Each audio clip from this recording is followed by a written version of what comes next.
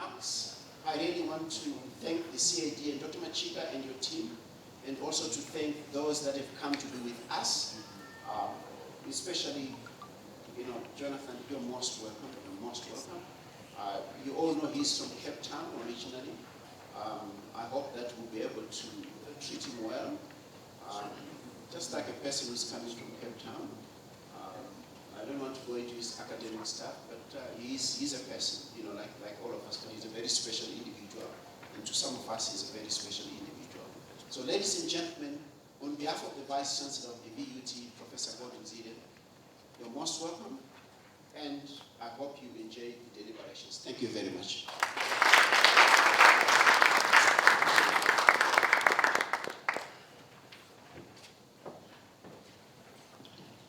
Thank you very much, Mr. Acting Vice Chancellor. And I think that Dr. Machida was quite right. And knowing the community helps a great deal. But I want to just say something. Some of my previous experience was the Fulbright program. As you were speaking 2 weeks ago, I was asked to review applications for Fulbright. And I didn't see a single application from Vaal University Technology. I hope in 2018 there would be some applications from this university. But now it is my distinct honor and privilege. I haven't seen Professor Jansen in many years, so it is a special privilege for me to introduce Professor Jansen. And I think much of his background has been covered by the Acting Vice Chancellor. He is, for those who have not gone through the document, he is a leading South African educationist, a commentator, and the author of several books, including the best-selling Letters to My Children. Professor Jansen is the former rector and vice chancellor of the Free State University. He is the honorary professor of education at the University of the Witwatersrand and visiting fellow at the National Research Foundation. Professor Jansen also serves as an independent non-executive director for AdvTech Limited and is the chairman at the School Evaluation and Teacher Appraisal. But one thing that I am very attuned to with respect to Professor Jansen is his passion for education, particularly for high school students. So on that note, I would like to ask Professor Jansen to come forward and provide the Q&A.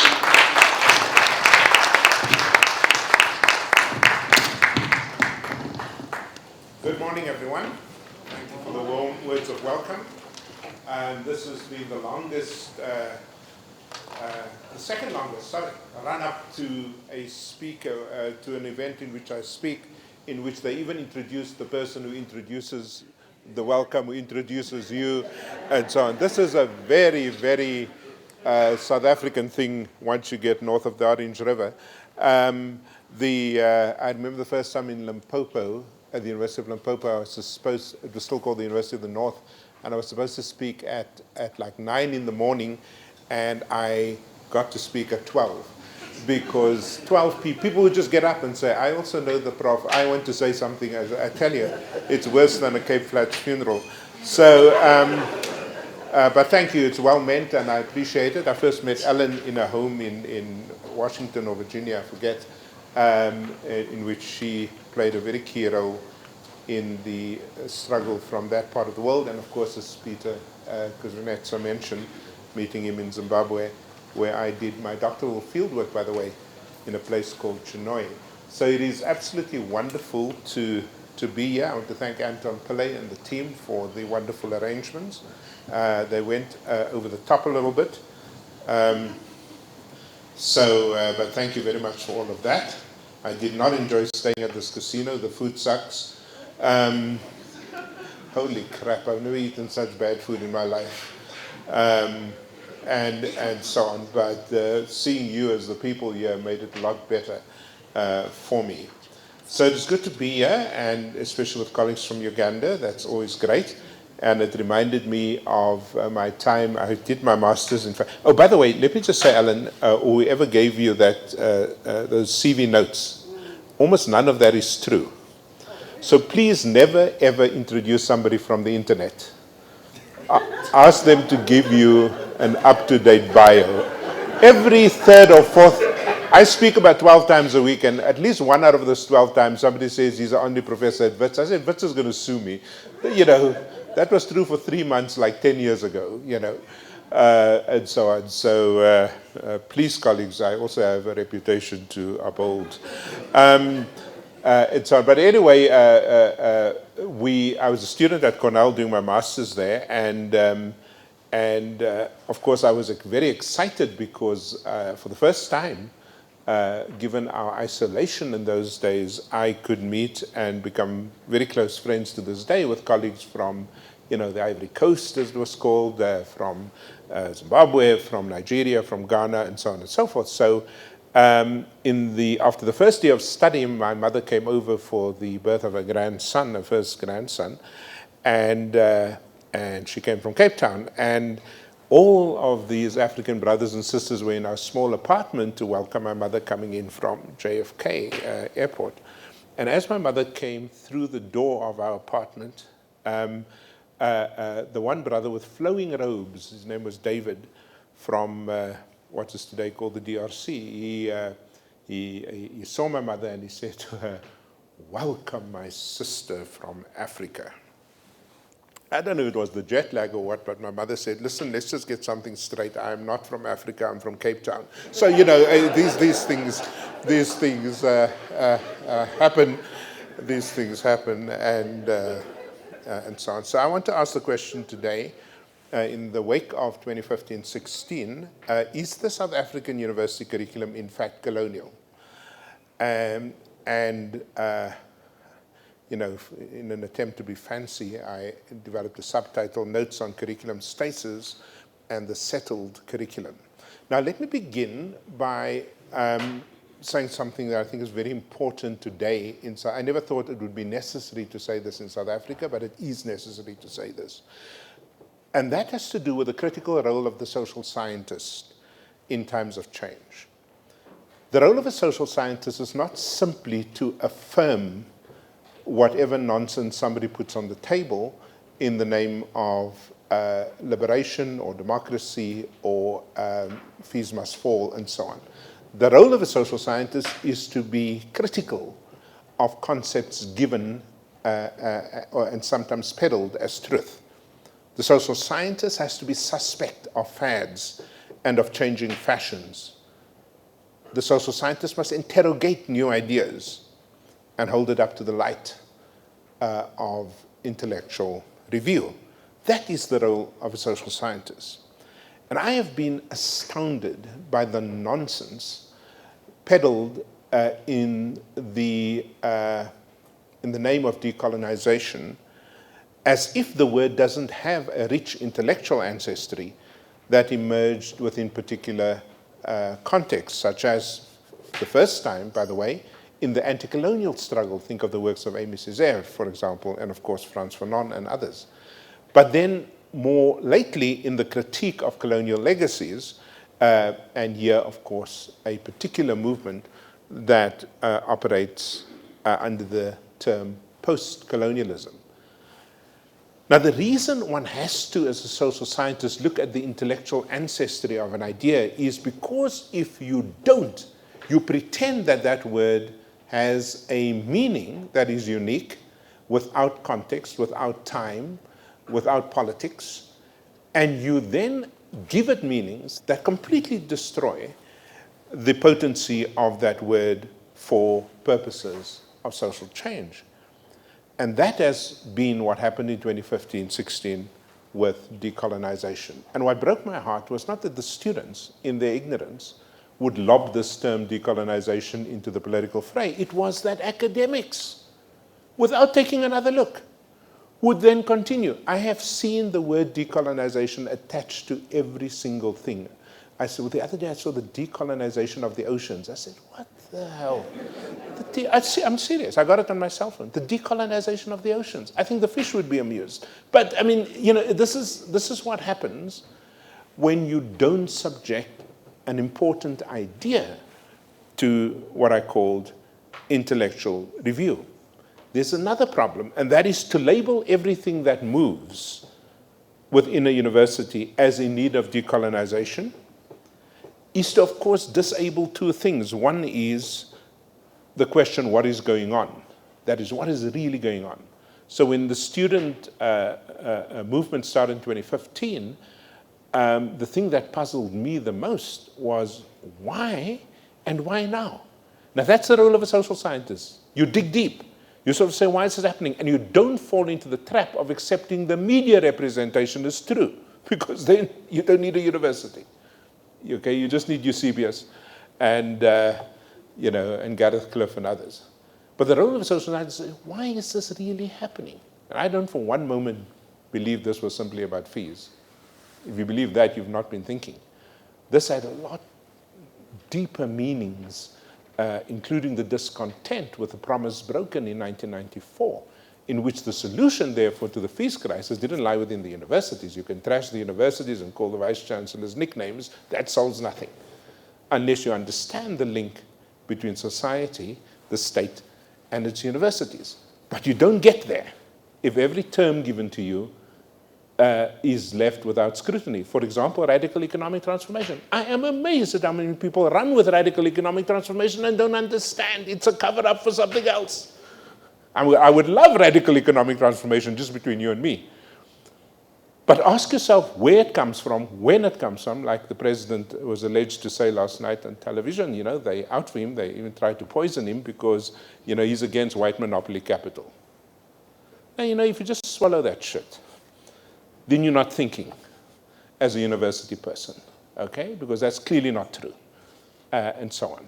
And you don't need to read Jacques Poe's book to discover that we have truly, truly been destroyed as a country by kleptocrats, people who steal for a living, right up there in the state. So you don't then have the ability, if you're uncritical of your concepts, you don't have the ability to ask what is going on, but nor do you have the ability to say, in Lenin's terms, what is to be done. Okay? But you can't get to what is to be done unless you have a very good grip as a university person on what is going on. And so with decolonization, we failed that test miserably because of our incapacity and unwillingness to think. Now, between you and me, in formal terms, South Africa was, of course, colonized for various periods of time. But our 20th century history is not colonialism. Our 20th century history is segregation and then apartheid. Now, those are not the same two things, unless, of course, you're one of those black nationalists in my country that believes that every white person is a foreigner. Now, if you believe that, then I have nothing to say to you. Okay? These are South Africans who've been here for 3 centuries and more. And so when I hear the president of the Youth League say, I wish the matriculants of this year well, especially those of indigenous descent, I go nuts. Because I say, why must you single out my Khoisan ancestry? Okay, you don't get it. But you see, that's not what he means, of course. What he means, I want to separate out the whites from black people. And if you push him hard enough, he'll separate out black Africans, in particular, from the rest of us. You can't go down that road without playing with fire. We have a history of tribalism. We have a history of racism.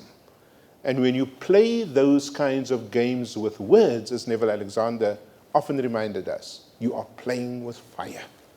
You have no idea how this country got into this mess. And so, therefore, when you use the word decolonization, you have to understand it is not the same thing as apartheid. It is not the same thing as that period after 1910 of segregation. And it is not the same thing as what happened since 1994, when the power, the authority to define knowledge didn't reside within colonial or even apartheid. It resided within the state, the democratic state. And the democratic state made some very important shifts or moves on knowledge that were mostly wrong, but for which we must also account, such as the National Qualifications Framework, such as the notion of knowledge as something that can be codified, in modules and modular knowledge, and given a particular set of critical outcomes, and be registered on a ladder, and so on and so forth. That had nothing to do with apartheid. That had to do with the democratic state. And so if you just say our universities need to be decolonized and knowledge, or the curriculum rather, needs to be decolonized, you have to be sure what you are talking about. It's not, all of those things influence the curriculum, not just the colonial project of years ago. Bear in mind also, we were not a typical colonial state. Mozambique was colonized by the Portuguese, okay? Ghana was colonized by the British. We were not colonized in a typical way, and that is why when I was a young person, I had to go to political lectures by the far left in which they spoke about South Africa as colonialism of a special type. Any of you remember that? Colonialism is a special type. Now, of course, it's rubbish today, because you then put white South Africans, your brothers and sisters, the people who are born here with you, in a particular frame that excludes them, of course, from the project of transformation. And so decolonization, let me be clear, is not the same as Eurocentric knowledge. It's not the same as Western knowledge. So if you take Peter, for example, Professor Jimbo, he studied with a guy that I wanted to study with, but I went to Stanford because they offered me a full scholarship. Wisconsin didn't, called Michael Apple. Now, if you're going to associate Michael Apple's work in curriculum theory with colonialism, you A, don't understand Michael Apple. B, you don't understand colonialism. You see what I mean? So you can't simply say that because it comes from the West, okay, it is a burden on, because he provided concepts throughout Latin America that helped them think through their liberation struggle in the context of knowledge. It's not the same as apartheid knowledge. Apartheid had a particular kind of viciousness around race and gender and social class, but it's not the same thing as colonial knowledge, and therefore the decolonial project doesn't speak to that. And it is not the same as generally offensive knowledge. You see, in the curriculum of many of our schools and universities, there is generally offensive knowledge that you cannot trace to the colonial project. So when you say decolonization, and it means everything, you're not only being imprecise as a social scientist, you're also being unhelpful as an activist. And this is very important to take note of. So the blanket statement, the accusatory charge that the curriculum is afflicted by colonialism is even unhelpful depending on which institution you're talking about. So because I've worked now at several South African universities, I know for a fact that to talk about decolonization at UCT is a completely different discussion than talking about it at Stellenbosch. A completely different discussion because the ideological roots are so different. When I walk into the campus of UCT, I feel its Englishness. And it's very hard to explain. Okay, I love that university. It's our best university by far. But I feel its colonial Englishness without people even having to speak to me.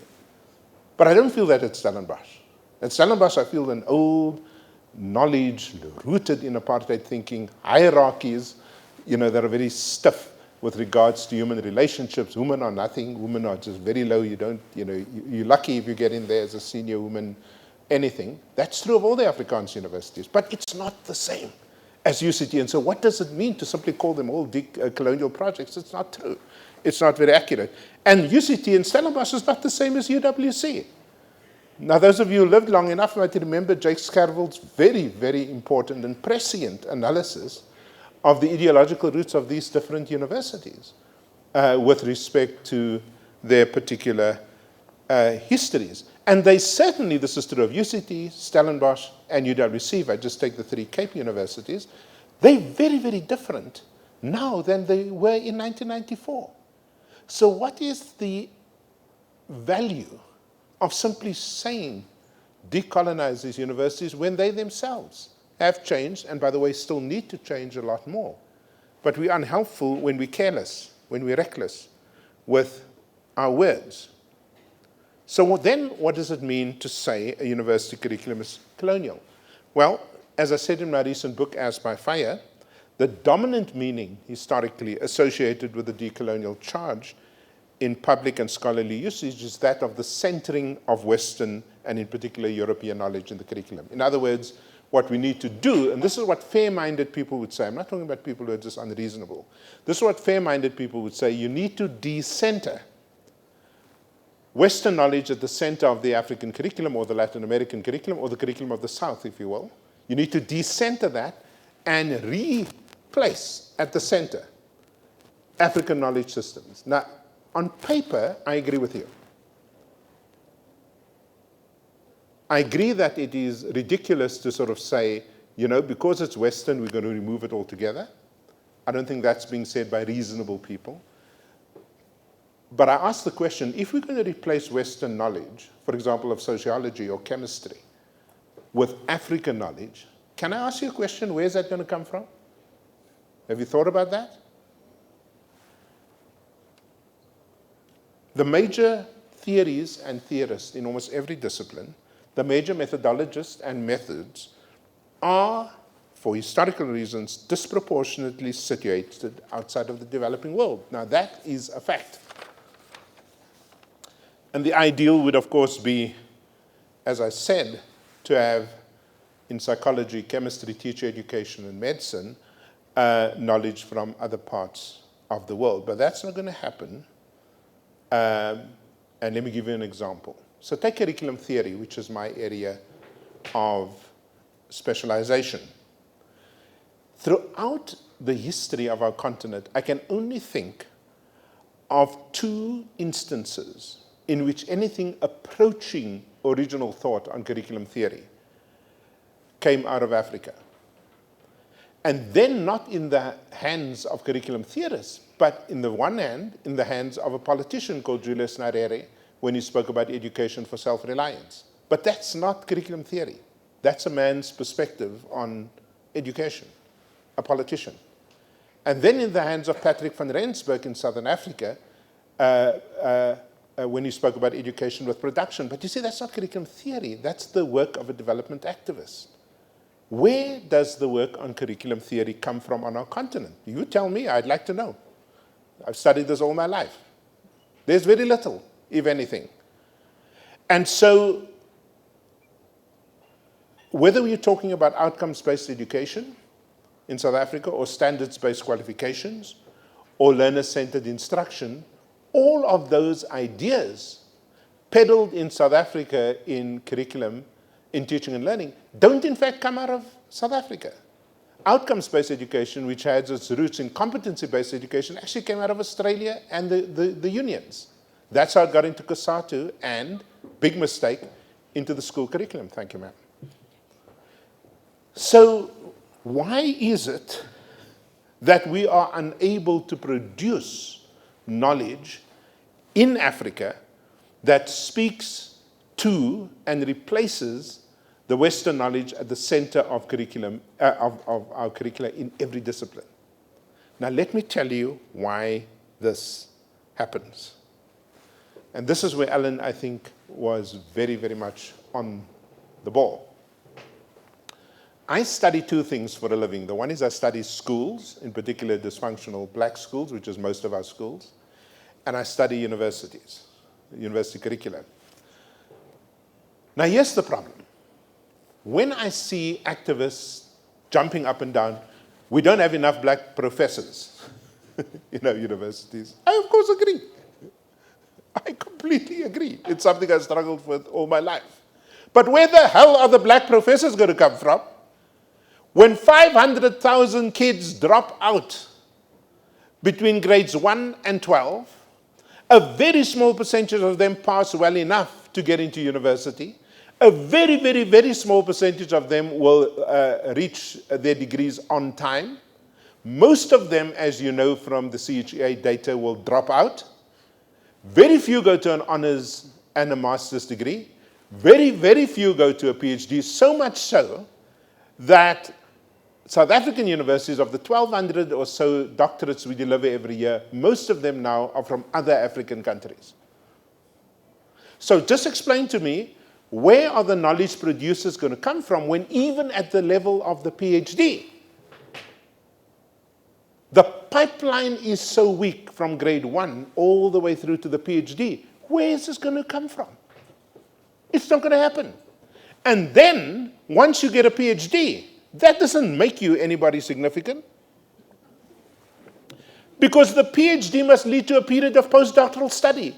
The postdoctoral study must make you a really serious lecturer or senior lecturer.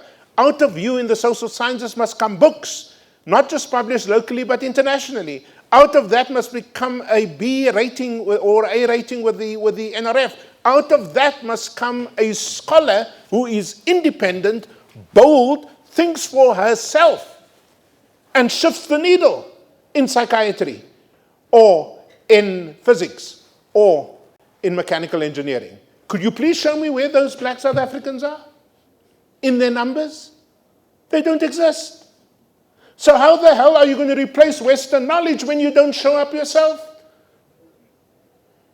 I was at a very angry meeting at UJ the other day where I spoke about coloniality and knowledge. And this fallist got up and she gave me a earful. You know. And I like debate and criticism. I don't do well with insults, but And she went on and on about, our curricula are colonial and we must replace the curriculum with colonial and so on. So I listened for this for 10 minutes. I said, oh, thank you very much. Can I ask you a question? Do you have a PhD? She said, no, I've been working on it. Then I said, you have no right to tell me what must be in that curriculum unless you get your bloody PhD and your postdoc and you become a professor and you contribute to the knowledge. Otherwise, you are reduced. This is where South Africans are at the moment. We are reduced as black South Africans to what Henry Giroux called a language of critique. That's all we do. When I listen to a South African, I taught a class of 5,000 first years every year at the University of the Free State. And I did it through Socratic teaching. So I moved up and down with the mic to 2 classes of 2,500 each. The white students in my classes were obviously, by virtue of our history, they had much better results in this school, what's his name. But the black South African students, I could place them anywhere in the world. They would out-debate anybody. They were smooth. They used big words. One would get up and say, but Professor, the commanding heights of the economy are still in white hands. I said, shut, this kid is good.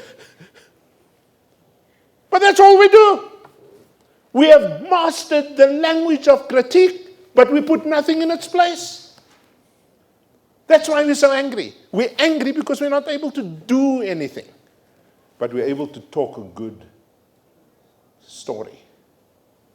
And until we as black South Africans, I'm so sorry to put it this way, but I want to be bold today, and until you as white South Africans, until we shift the needle with regards to the production of knowledge, just like the production of goods, it will always remain out of our reach and reduce us to critique, which is all we do. But there's another consequence. In our failure to produce knowledge that decenters Western knowledge, we go and retreat into something nonsense called indigenous knowledge systems. What the hell is that? When you study local knowledge, it's indigenous, of course. But don't tell me that there's somewhere a suppressed knowledge that must be excavated. Well, fine. But since IKS started in South Africa, show me the major books that produce the new indigenous knowledge that has replaced at the center Western knowledge, and I will tell you it doesn't exist. But the critique is profound.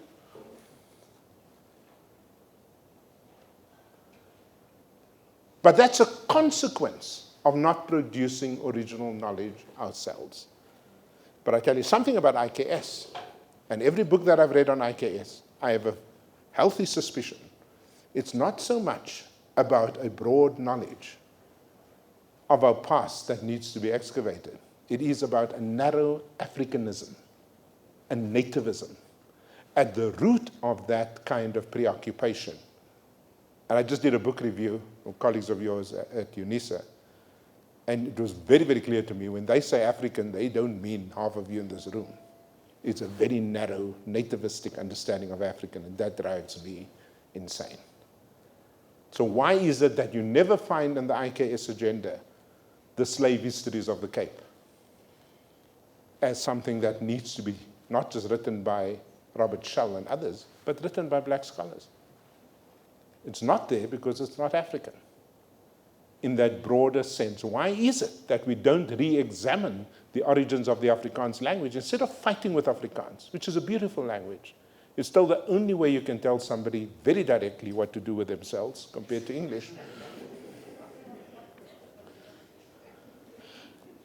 But you see, Afrikaans is not part of that project because we've bought into this lie that Afrikaans is a white man's language, and we don't understand how it was shaped by the slaves, how it was shaped by black people. And so if you're going to go IKS, please broaden the agenda, but bring the products of that research to the table so that it recenters the curriculum. But that is not going to happen, and that does not exist.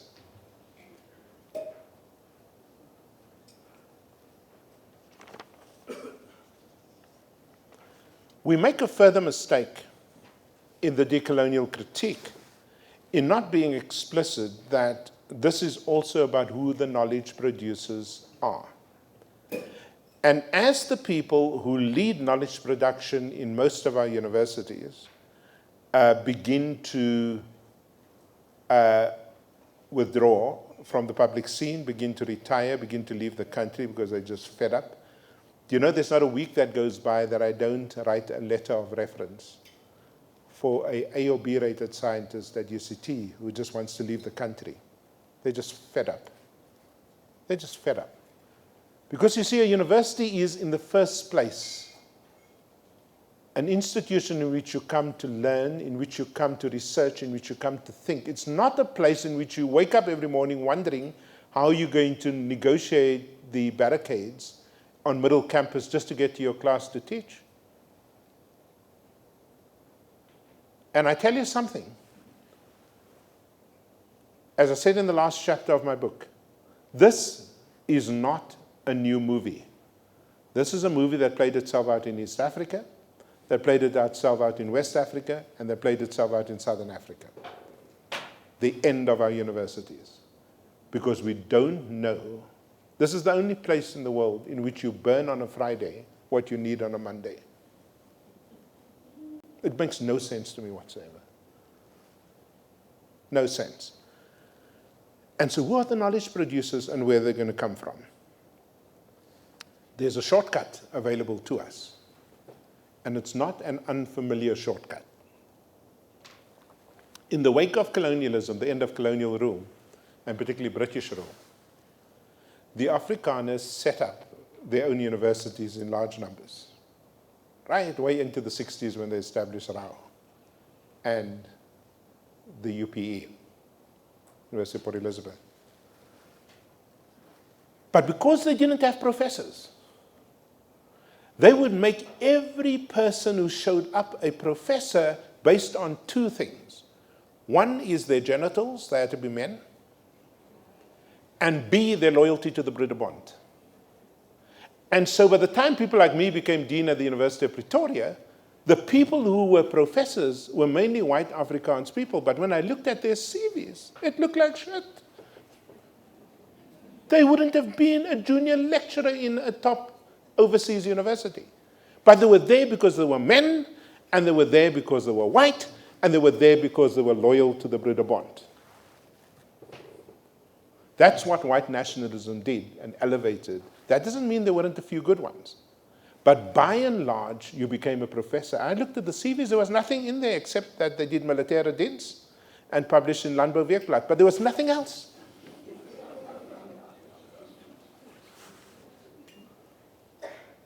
Guess what? That's exactly what black South Africans are doing to each other today. When I listen to the Minister of Higher Education being professor, I say, when? Show me the CV. When I listen to every person that shows up with a suit and a tie being a professor, I say, show me the CV. We're doing exactly because we're taking shortcuts. We're doing exactly, you see, let me tell you what a professor is, and let me build on Prof. Jimbo's very apt description. A professor for me is, first of all, a person that is known in the world for producing groundbreaking knowledge in their discipline. A professor is somebody who can show you PhD students, not master students, PhD students that they have graduated that have made their name in the world. A professor is somebody in the natural sciences who at least once has shown up in journals like Science and Nature. A professor in the social sciences, on the other hand, is at least somebody who has produced a book not just nationally, but internationally through a leading publishing house, and I don't mean Sense and these other dodgy publishers. That's what a professor is. A professor isn't a person with a bald head and a suit. We are repeating as black nationalists what the white nationalists did after colonialism, we are doing after apartheid. And we all look important.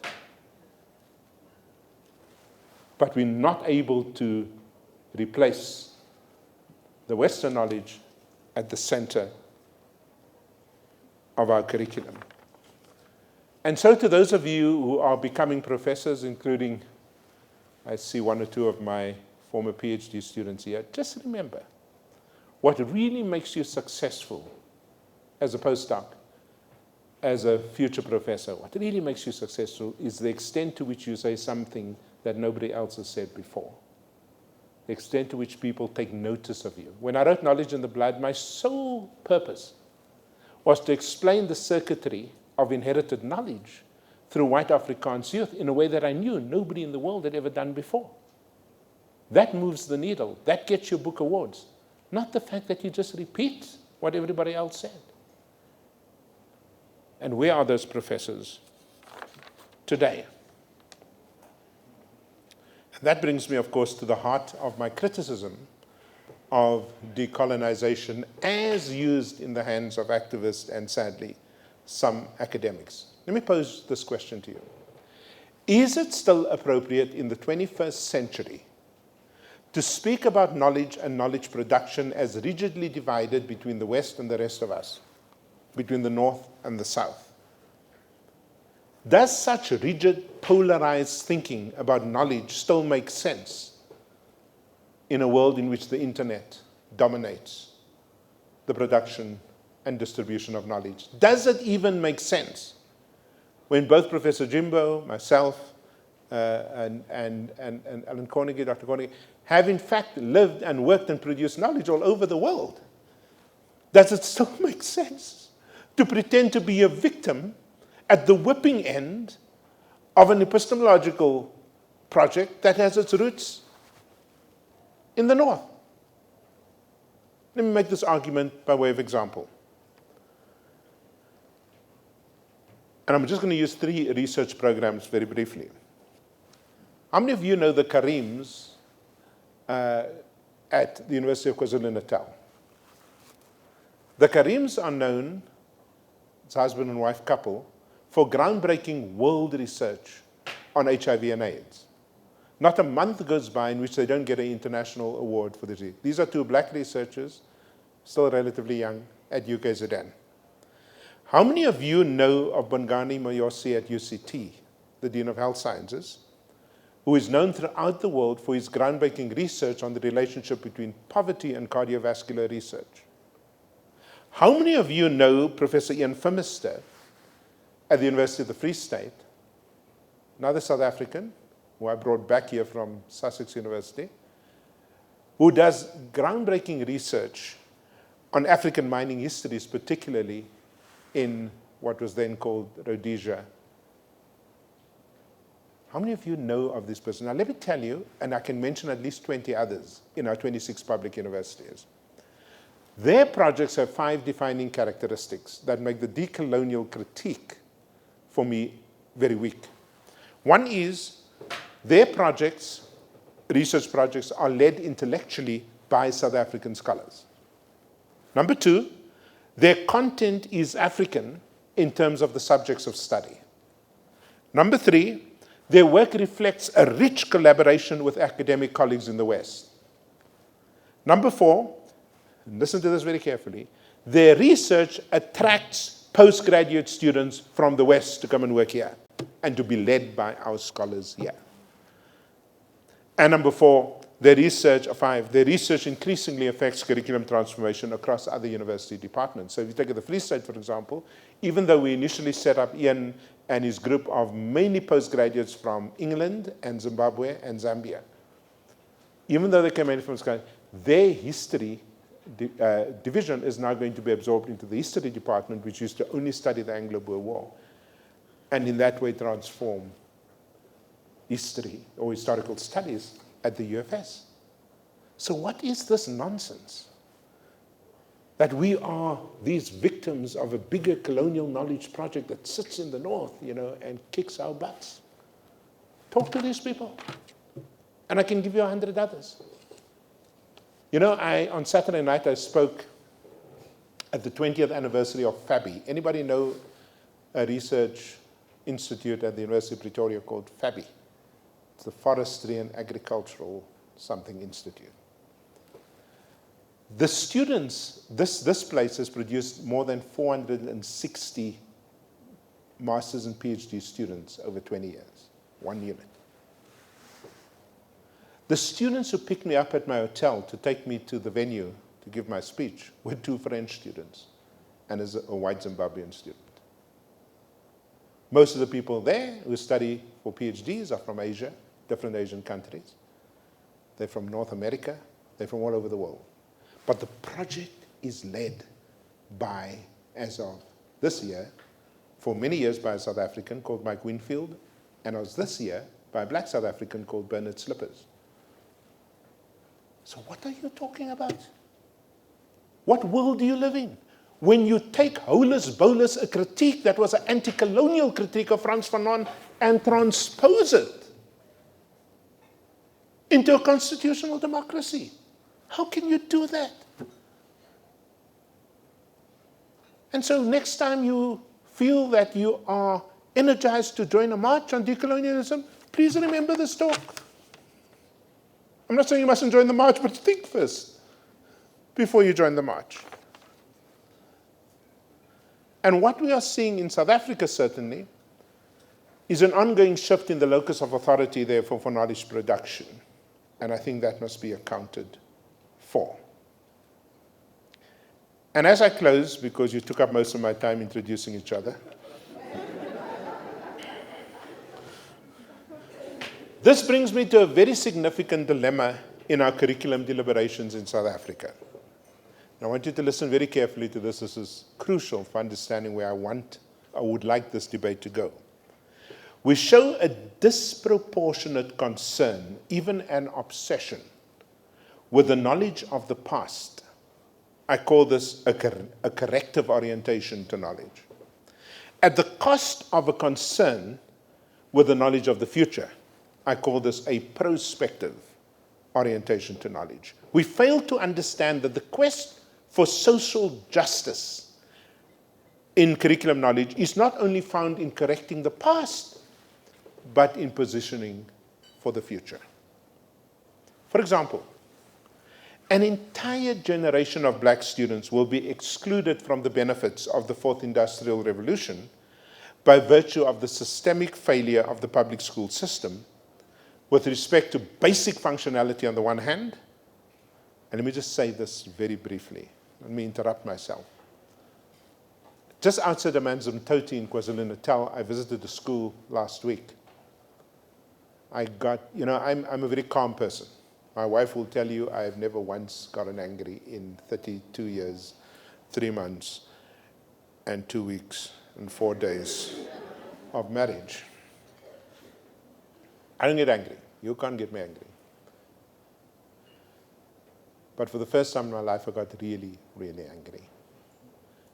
In this rural primary school, 160 children in grade 8 being taught mathematics in one classroom by one teacher, and the temperature inside that classroom was 40 degrees Celsius. And I lost it. I have to tell you, I lost it. Because as I'm looking at this, I'm seeing a government that is responsible for 100 billion rand leaving the economy, stealing us blind. But they can't give these children a decent place to learn. I don't think university students should get free education. I think poor students should get free education. I think poor and talented students should get free education, but my children must pay because I can afford it. Privileged kids must pay because they can afford it. Because I give half of my salary every month to students for bursaries.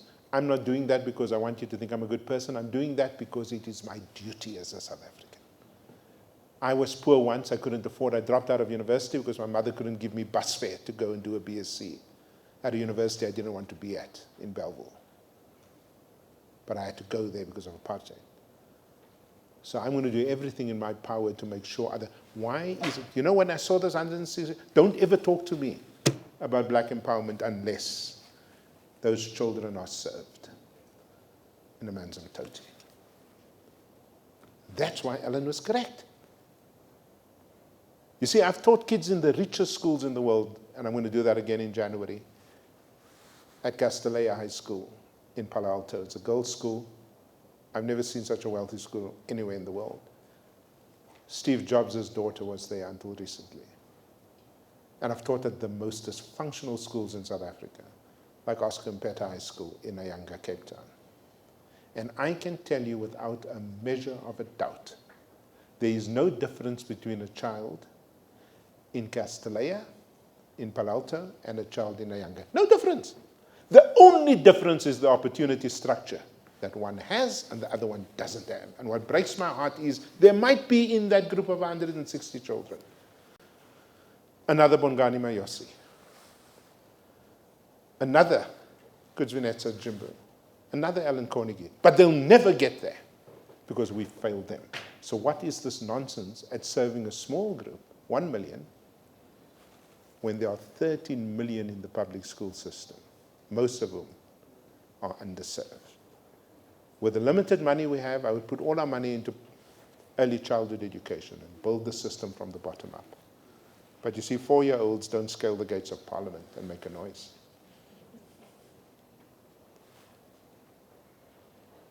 So on the one hand, you have this dysfunctionality in 80% of our schools. But here's the other dilemma. We will also not answer that important curriculum question. How do we prepare young South Africans for the opportunities provided by these waves of technological innovation?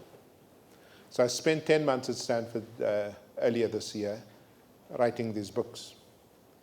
And the Stanford shopping centers are seriously, I do window shopping there. You dare not try and buy things there. It's so expensive. In the middle of the shopping center, in the middle of the shopping center, is a huge car. You know, with those doors, I always, as a boy, wanted to have a car where the doors don't open this way. They go into the air. So I walked towards this car and I said to the woman, you know, boasting as a South African, I said, "Excuse me, ma'am." And she took out the brochures thinking I could afford this car. She said, "I'll have you know that that car was built by a boy from Pretoria Boys High School who shared a class with my son." She says, "Oh, you know Elon Musk?" I said, "No, I don't know him, but, you know, I just had to boast." But Elon Musk has to leave South Africa to create Tesla, to send satellites into space. I just come that morning from breakfast with Michael Levitt, the man who won the Nobel Prize recently in chemistry for describing the behavior of macromolecules.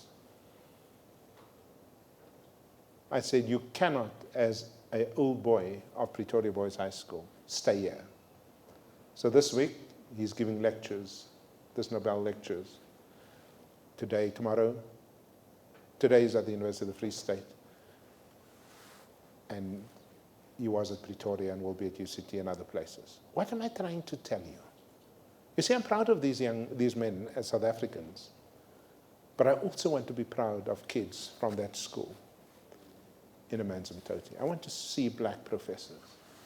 Why must we leave the country to become famous, to become knowledge producers, whether in technology or in medicine? In other parts of the world, I discovered in my 10 months back in the Silicon Valley, school children learn to code on a large scale. They learn about artificial intelligence and automation. They're introduced to neuroscience and applied mathematics. In South Africa, by contrast, we debate the merits of mathematical literacy, what to do with a dead white man's statue, and at one university, which I will not name, the desirability of edible condoms that was included on a list of student demands. Thank you.